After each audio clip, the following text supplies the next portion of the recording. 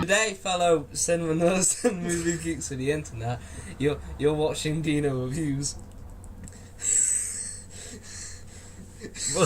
Am I introducing myself? Go on. Okay, I'm Cameron. Hello. He's my course mate. You have anything to plug beforehand? I have nothing to plug. No, like some others. I'm joking. No. We're going to talk about Thor Ragnarok today, a movie that came out several months ago and we saw several months ago, and we're going to talk about now.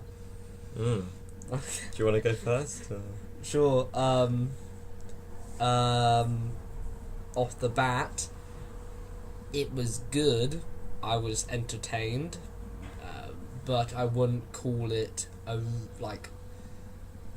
big gigantic feat of cinema, and that, you know, well, I'd assume no one's calling it that, but I found it very overrated. Yeah, see, I'd agree with that, because I was talking to you at the time, and when we were watching it, I said this is very much like Guardians of the Galaxy in terms of how the comedy worked, the flow of it. It was just very... It put it in a different world to what the other four films were in. Yeah. And I just didn't think that really worked for me. I think a lot of people say that they don't like the world of Thor. Like, I liked Asgard, I liked Thor. Yes, I wasn't exactly like emotionally in depth, but a lot of people say, oh, I'm not a big fan. So the whole complete redesign, throw away pretty much almost all of what made Thor, like his Norse mythology, traffic outside. It was kind of thrown away for, yes, I liked the colours and I liked the jokes, but I felt it went a bit far. Yeah. There were some good moments in it though. Like, you know, the bit with Doctor Strange and stuff like that. They introduced the worlds merged nicely. Oh yeah, we got onto a point now where like, oh no, just like Captain America could just be in it and it's not out of place. Because it's a universe of such. Hulk was cool. Yeah, no, that was good. Like the introduction of two characters from obviously the same universe but different films. Well, you see it in the Avengers films, but I think this was different because there's two main role characters, just them two together. Yeah. It's nice to see the personalities together and how that works. And I think putting Hulk in the film was a good choice. Oh yeah. I mean, I think it's because, are you familiar with Planet Hulk? It's because apparently they couldn't get the rights to that story, so this is the best they can do, and it is a really cool idea to say, let's just combine a Thor story with what is the epitome of Planet Hulk. Yeah. And a lot of some people say they turned the Hulk, which is meant to be this if you remember in the Avengers when like Bruce Banner turned into the Hulk in front of Black Widow, that was actually pretty scary. Yeah, and he was a really intimidating monster, but they did turn him, because the whole film is completely comedic, he just became like a massive man baby. Yeah. Always being looked after by that other character, but I think that in this film there was more power for the Hulk. But I think I'd say the only struggle is in that film it seems that the Hulk was the main role in certain parts of the film. Like, it didn't feel like this is about Thor. It felt like this is about this planet, other characters, Hulk, Loki, stuff like that. I mean, like, do you remember like when like we had two films? First Thor, which I remember is a good film. It's not a bad film at all. Like, and it was. I think most people, I don't know why people really complain about it now. I can understand why they complain about Thor the Dark World, because that's, from what I remember, pretty meh. It was meh. Yeah. It was like a meh kind of just throwaway movie. But lost my train of thought. But yeah, I forgot what I was going to say. But I just think, obviously, in comparison to other heroes, Thor has never been a favourite of mine. Yeah. I don't think that he has as much, drive as the others, and it doesn't seem that the films really carry that well. Yeah. Oh, I remember now, like, the first two Thor films were, like, focused on his relationship with Natalie Portman, And I guess Marvel just assumed everyone didn't like that. Everyone didn't hate the whole Norse Shakespearean like mythology and Natalie Portman, which I found Natalie Portman was fine. I've never emotionally invested. The whole world I actually found quite cool and neat, but I guess because the director just wanted to get to admittedly entertaining stuff, the colourful, humorous alien world, which is definitely different for Thor. They just gave it like a throwaway line, oh sorry, Natalie Portman's character broke up with you, and that lasted only 5 seconds. That's all they nodded to the other two films. Like heck, at the end of the second Thor film, I keep saying Thor by mistake, it was like a twist that it turns out like at the end, like if you remember, like Odin was actually Loki, and and now like they just dealt with that in the first 10 minutes of the movie, which I guess is fine, but I thought it had more. I wish it had more stakes. No, I'd agree. Some of it did definitely seem more rushed than the others, and I didn't think that certain scenes added to what was occurring. Like, I don't know, the overall construction of when I don't want to spoil it too much, but when if you can, if you want, it's been several months. Yeah, most people see it. You know, when he goes to that planet, and it's, you know, I was saying to you, it's very sort of Guardian of the Galaxy style. Because that's such a success. I just didn't think that they should have done that and set it in that sort of style. It just took it out of it, and I don't think that it really carried the plot. Yeah. I mean, it's weird because I'm not only a superhero fan, but I'm definitely a fan of the Marvel films. I find it like it's like an event when each one comes out, and I'm excited for it because it, like we said, like the whole everything's so interconnected now. Like when Doctor Strange turns up, it's like, oh, I know his story, and he's meeting Thor, and that's really cool. And Spider-Man's in it, and he's gonna like wait until Infinity War now. But it's the case that I think I don't want to be completely blinded to it. Like, oh, that's really cool, but because Marvel do have some problems, because they knew Guardians is such a success now.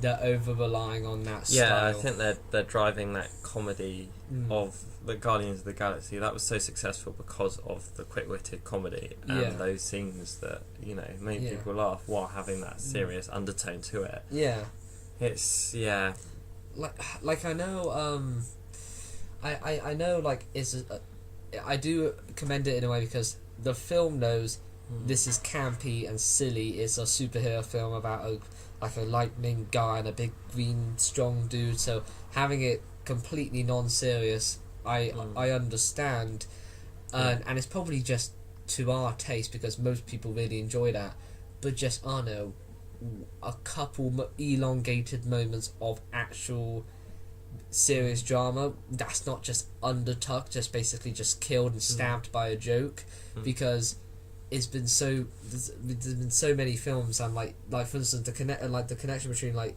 Thor and Loki has grown to a point that, like, I think if I remember, they had like an actual serious conversation, like when Thor's like trapped in that never-ending circle and Loki's up there, like they have a conversation, and then it's just killed by like, I don't know, what's his name, Korg? Yeah, but I just don't think that they can take it any further. You know, it's pretty established in the last 4 film that they don't need to do this brotherly. True. You know what's gonna happen. You know that he's not a trustworthy character. That's what I mean. Like, I like the part at the end when he goes and helps. Oh yeah. But I just don't think it really has the power that it did in the first 2 films anymore. I know. It's just a dramatic moment or two would have been nice. I noticed it in Guardians 2. Like there was, I don't know, a couple moments where, like, because I know it's silly and stupid, I don't want to be a hard ass about it, but there's just these moments of like just drama that doesn't have to be undercut by a joke. Like, for me, what actually made me really frustrated, it kind of a spoiler, is the end where Asgard is then destroyed. Yeah. And which is like, this it's been a place that's been in the Marvel films pretty much since the start. Yeah. And it's gone now, which I know is meant to be a metaphor, it's about the people. Yeah. But we've like seen it the world so many times, it's just undercut by like, oh, Korg makes a joke. Yeah, I remember what you were saying. Because at the time you thought that it was, well, I did too, that it was so, they made it so insignificant, but somewhere so big and beautiful to the 4 films was destroyed in an instant, and there wasn't enough emotion there to convey that they'd lost it. And like you said, it is about, they were saying Asgard are the people, but that's their home. I mean I know at the end they movies and such, but we just devote a lot of time to it, so we just care. Like going into also the villain, I barely remember a thing that's about what I it. mean. So insignificant, there wasn't any strength to she was her. just another like when you think of I don't know, Kilgrave from Jessica Jones, or Michael Keaton from Spider-Man Homecoming, or heck, I'd even say the new. I know you haven't seen Black Panther, but the new villain in that film, their reason isn't just I hate you or I want to destroy the world and that's why they're evil. They actually have a believable and relatable motive that the film shows. Like, she this had is no why. conviction. She just, I don't like you all, so I'm gonna kill everyone and destroy everything. But yeah, she had cool knives though. But apart from that, there's not much to it. And there's just, let's just flood in as many bad things as we can. At the end, there's, this scary villain woman. And then next there's this massive, monster that's trying to destroy Asgard. I know people, I get it when people say, oh, it's like, it's definitely, it gives, like, it's definitely new, it's something new, so it's not just, like, same old Marvel formula, same old formula and it looks the same. Actually, I could identify it separately from all the other Marvel films, so it's not just here's another one. Like, for instance, I could say Doctor Strange, which I enjoyed, but it was just here's another one of these. I couldn't. The only thing that made it stood out really was the really good special effects. I could point out the ones that the colours and the humour, and the soundtrack in which they used the same. What was it? The Led Zeppelin song. I think they used that way too often. Immigrant song by I think they used that a bit too much. But yeah. What do you do now? Do you rate your film? Yeah, I'd give it like out of 10. Purely on entertainment and enjoyment, because I did have fun. I give it like a 7 or maybe like a really high 6 because I did have fun and I don't want to be a hard ass. It's just, I don't know. I guess it's just premises because obviously this film was very highly praised and because it just is a fun film and you shouldn't take it so seriously. But no, I have to agree with you. Like, don't get me wrong, it's a very enjoyable film to watch. It's sort of like a family film. You could just you don't have to think that much about what's going on screen. Yeah. So I just wanted like I don't know. I'm a big fan of the Hulk, and that's why I was really sad he's in the film. And I just wanted one moment where he breaks down about because in the film it's pretty serious. He's been the Hulk for 2 years, and it's kind of glanced over in all honesty. Yeah. But I know, again, it's just for the sake of humour.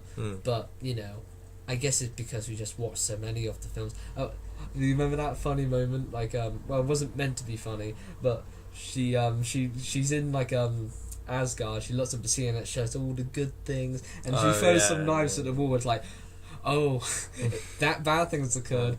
So why would you paint over the bad painting with the good painting? That seems so weird. But I mean, and I just really like the classic Thor, blonde hair and the cape and the hammer, and now he's got nearly no hair. Yeah, and one eye. He's basically, what's the name of the guy from Mortal Kombat with the do you know? What's his name? He's the lightning dude from Mortal Kombat. Raiden, no. Yeah, Raiden. Yeah, him. I liked all that, and I was really confused why he was a brunette. I thought he was blonde. I guess he just had those roots.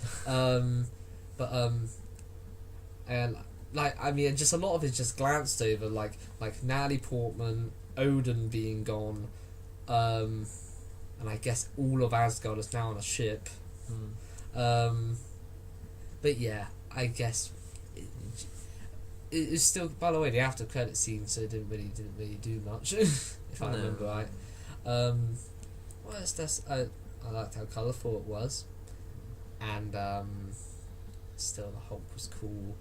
I'm trying to remember back now if there's anything else. It just I can't think of anything else really. I mean, it felt kind of just. I mean, I'm not complaining because I see them and I enjoy them, but it did have that same old Marvel formula of I don't know, bad guy wants to take over something, then the hero rises up to do it. Maybe he has a low point, but then he rises up and then everything's fine. That sort of thing. Seemed like that, didn't it? Yeah.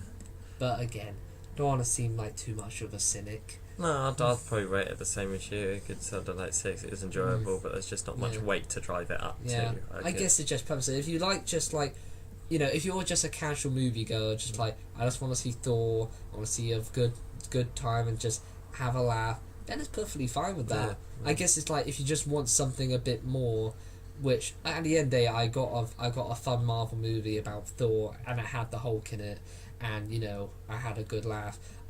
If I had to compare it to if any of you've seen Black Panther, I say I enjoyed Black Panther more. Well, maybe I'd say I think structure wise, I don't know if I'll do a Black Panther movie. Structure wise and just pure enjoyment wise, just like lean back, watch a fun superhero film, Thor. But if you want Arno, more character, maybe Black Panther, because I would say right now it has a lot of things of just characters talking. Yeah. Okay. But it felt very Guardians, which I don't know if that's much of a good thing, because they're relying so much on that human, they're too afraid to have a serious moment. And still, it's a fine style to have. I like how I want each movie to have its own style, like Doctor Strange for its visual effects, and but still, I just miss that whole Norse mythology stuff. And obviously, they said, okay, obviously everyone hates that, so we're going to hire the silly director who directed What We Do in the Shadows, a movie I've yet to see. But I think at this point I normally just ramble and repeat my points because I'm afraid I'm missing out on something I could say later. I think we pretty much covered the film though. Yeah. We covered it with a nice blanket of criticism. Yeah. And undertone. Yeah. Maybe we can dig deeper. Yes, the film made me think my morality, but on a structural, cinephilic level. No, film would do that like that. No. But anyway, film had cool colours and was fun. Lightning and stuff. He got one eye now. Doesn't even have a hammer. Hope he gets it back, because I just heard. Anyway, what do I say at the end? I actually forgot what I said at the end. I think it's along the lines of, you've been watching Deano reviews and I'm another screen watcher like you, because I made that catchphrase like 3 years ago. Thank you for watching our review of a movie that came out several months ago. Eventually we'll review Blade Runner 2049, another movie we've seen, which won an Oscar for cinematography, which made me very happy. I mean, I was a bit bummed out Baby Driver didn't win any Oscars, or that, Boss Baby didn't win Best Animated Feature. That's a shame. It really is a shame. I can't tell if I was sarcastic there. But anyway, thank you to Cameron. Okay, happy to be here. Bye.